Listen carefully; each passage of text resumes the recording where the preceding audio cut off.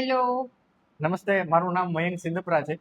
મારા દાંતની અંદર ખોરાક ફસાતો હતો, એટલે હું મારા ક્લાસમેટ ડૉક્ટર અવનીબેન સાવલિયા પાસે આવ્યો માધવ ડેન્ટલ ક્લિનિકમાં.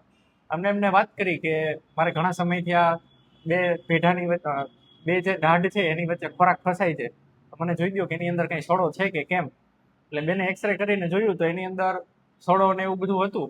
એટલે બેને મને વાત કરી કે આમાં તમારે ડબલ કેપ કરવી પડશે, એટલે વ્યવસ્થિત જોઈન્ટ કે જોઈન્ટ કેપ કરવી પડશે.